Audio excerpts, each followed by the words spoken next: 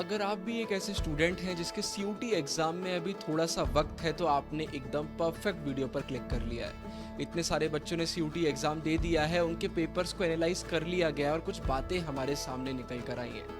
आज की वीडियो में जो स्ट्रेटेजी मैं आपको बताने वाला हूं, इसको अगर आप फॉलो कर लेते हैं तो उन सारी बातों को फॉलो करते हुए आपका प्रिपरेशन इस तरीके से हो जाएगा कि सीयूटी का पेपर आपका इजी आए या फिर डिफिकल्ट आए, आपको कोई फर्क ही नहीं पड़ेगा, क्योंकि आपका पेपर बहुत ही अच्छा जाएगा। आज की इस वीडियो में टोटल 6 टिप्स मैं आपके साथ शेयर कर रहा हूं। इन टिप्स को फॉलो करिए, इस पूरी स्ट्रेटेजी को फॉलो करिए, आपको प्रिपरेशन में कोई भी दिक्कत नहीं आएगी, क्योंकि ये एक्स्ट्रा समय जो हमें मिल गया है इसको वाइजली यूज करना बहुत ही जरूरी है। शुरुआत करते हैं पॉइंट नंबर 1 के साथ, डेट्स डेट्स डेट्स। जितने भी बच्चों से आप बात करेंगे जिन्होंने सीयूटी का एग्जाम दे दिया है, एक चीज सबसे ज्यादा कॉमन निकल कर आई है कि डेटा वाले क्वेश्चन, डेट्स वाले क्वेश्चन, फैक्ट वाले क्वेश्चन सबसे ज्यादा पूछे जा रहे हैं। आप क्रोनोलॉजिकल ऑर्डर की बात कर लीजिए, आप मैच द फॉलोइंग की बात कर लीजिए, आप सीधे स्ट्रेट क्वेश्चन की बात कर लीजिए, हर जगह पर हमें डेट देखने को मिल रही है। कुछ बच्चों का तो ये भी कहना है कि पूरे पेपर में उन्हें डेट्स के अलावा और कुछ ज्यादा देखने को ही नहीं मिला। तो अगर आपके सीयूटी एग्जाम में टाइम है तो डेट्स पर फोकस करना चालू करिए, डेटा पर फोकस करना चालू करिए। डेट्स के बाद फिर दूसरे नंबर पर एंट्री होती है सबसे इंपॉर्टेंट स्टेटमेंट वाले क्वेश्चंस की। आपसे बोल दिया जाता है कि बताइए स्टेटमेंट सही है या फिर गलत है। किसी भी तरीके का क्वेश्चन आ सकता है, बहुत अच्छे से क्वेश्चन पढ़ना है। कुछ बच्चों से बोला गया बताइए कौन सी स्टेटमेंट सही है, तो कुछ बच्चों के पेपर में आया कि कौन सी स्टेटमेंट्स गलत है। लेकिन एक न्यू चीज हमें देखने को मिल रही है, और वो क्या है कि जरूरी नहीं है कि स्टेटमेंट में डायरेक्ट एनसीईआरटी के क्वेश्चन आए। हो सकता है आपको वैल्यू बेस्ड क्वेश्चन देखने को मिले, हो सकता है आपको कॉन्सेप्ट रिलेटेड क्वेश्चन देखने को मिले। अब इससे पहले आप घबराएं, मैं आपको बता दूं कि ये क्वेश्चन बहुत ही इजी आ रहे हैं। अगर किसी बच्चों को ये क्वेश्चन डिफिकल्ट लग रहे हैं तो उसके पीछे एक ही रीजन निकल कर आ रहा है कि उन्हें सिलेबस की अंडरस्टैंडिंग नहीं है। मतलब अगर कोई चैप्टर आपने अच्छे से नहीं किया तो फिर उसके स्टेटमेंट वाले क्वेश्चन आपसे नहीं बनेंगे, क्योंकि चैप्टर की अंडरस्टैंडिंग आपको नहीं है। तो अगर आपके पास बहुत टाइम है और आपने अभी तक एनसीईआरटी टच नहीं करी है तो ये तो सबसे बड़ी गलती है। आपको एनसीईआरटी करना है। एनसीईआरटी करने के बाद अगर आपको लगता है कि यार थोड़ा बहुत भूल गए हैं तो फिर आप रैपिड रिवीजन वगैरह कर सकते हो। फिर इसके बाद थर्ड नंबर पर कुछ ऐसी चीजें हैं जो बिल्कुल भी नहीं बदली हैं। मैं हमेशा से आपसे चीज बोल रहा था कि भाई सीयूटी में बॉक्सेस और टाइमलाइंस बहुत इंपॉर्टेंट होती हैं। बोर्ड एग्जाम में टाइमलाइन से क्वेश्चन आए चाहे ना आए, लेकिन सीयूटी में 100% आते हैं। सारे बच्चों का यही बोलना है कि भाई सीधे सीधे बॉक्स से उठ के क्वेश्चन आ गए, सीधा सीधा बॉक्स से क्वेश्चन पूछे जा रहे हैं, सीधे सीधे टाइमलाइन से क्वेश्चन पूछे जा रहे हैं। सबसे शानदार बात यह है कि असर्शन रीजन नहीं आ रहे हैं। लाइक पिछली बार भी असर्शन रीजन देखने को नहीं मिल रहे थे, इस बार भी देखने को नहीं मिल रहे हैं, लेकिन बॉक्सेस से डायरेक्ट क्वेश्चन आ रहे हैं, टाइमलाइन से डायरेक्ट क्वेश्चन आ रहे हैं। तो ये चीजें अगर आप नहीं करेंगे तो आप दिक्कत में फंस सकते हैं। तो यार कुछ चीजें ऐसी होती हैं जो नहीं बदलती हैं। मैंने आपसे बोला था ये पैटर्न आपको देखने को मिलेगा, देखिए इस साल आपको देखने को मिल गया। तो सीयूटी में कुछ चीजें सेम भी रहती हैं, लेकिन अगर हम बात करते हैं रियल वर्ल्ड की तो एकदम अपोजिट हमें देखने को मिलता है। दुनिया हर पल बदल रही है।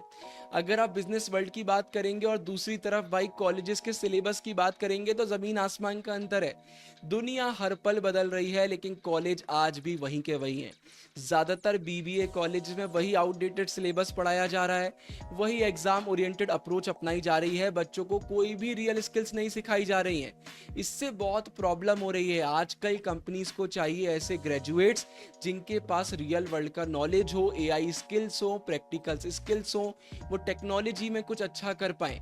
आजकल किसी को ऐसे बच्चे नहीं चाहिए जो सिर्फ पढ़ाई में अच्छे हैं। लेकिन अगर आप कॉलेजेस को देखेंगे, चाहे वो बिजनेस कॉलेजेस हो या नॉर्मल कॉलेजेस हो, वहां पर कुछ भी ढंग का नहीं कराया जाता। वही आउटडेटेड सिलेबस, वही पुरानी चीजें कराई जाती हैं। तो बच्चे जब ग्रेजुएट होते हैं तो उनके पास कोई रियल स्किल तो बचती ही नहीं है।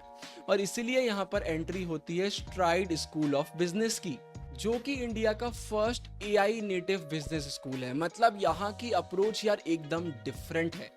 पुराने तरीके से पढ़ाई नहीं करी जाती, एकदम सिर्फ थ्योरी पर फोकस नहीं किया जाता, बच्चों को प्रैक्टिकल नॉलेज भी प्रोवाइड किया जाता है जिसे वो रियल वर्ल्ड में एग्जीक्यूट कर पाते हैं। बच्चों को पहले दिन से ही पर्सनल फ्री मैकबुक दे दिया जाता है, जिसमें भाई 15+ एआई टूल्स ऑलरेडी लोडेड रहते हैं। क्लॉड एआई हो गया, चैट जीपीटी हो गया, कैनवा एआई हो गया, जिससे बच्चे पहले दिन से ही अपनी स्किल्स को डेवलप करना चालू कर देते हैं। यहाँ के स्टूडेंट्स रियल ब्रांड्स को भाई एनालाइज करते हैं, कैंपेन सेट करते हैं, बिजनेस वर्कफ्लोज को देखते हैं, सारी चीजें एआई को यूज करके वो करते हैं। पहले दिन से ही उन्हें फर्स्ट हैंड एक्सपीरियंस मिलने लग जाता है। यहाँ की फैकल्टी भी इंडस्ट्री फोकस्ड है। जितने भी मेंटोर्स हैं वो सिर्फ टीचर्स नहीं है, वो खुद बड़े बड़े बिजनेस ओनर्स हैं, स्टार्टअप ओनर्स हैं, एग्जीक्यूटर्स हैं। उन्हें बहुत अच्छे से एक्सपीरियंस है, उनके पास एक्सपर्टीज है और वही चीजें वो बच्चों के साथ भी शेयर करते हैं। यहाँ पर बच्चे सेकेंड ईयर से ही स्टार्टअप पे काम करने लग जाते हैं, कस्टमर एक्वायर करते हैं, रेवेन्यू जनरेट करते हैं एंड कॉलेज की तरफ से अप टू 1 CR तक का फंड मिल सकता है स्टार्टअप के लिए।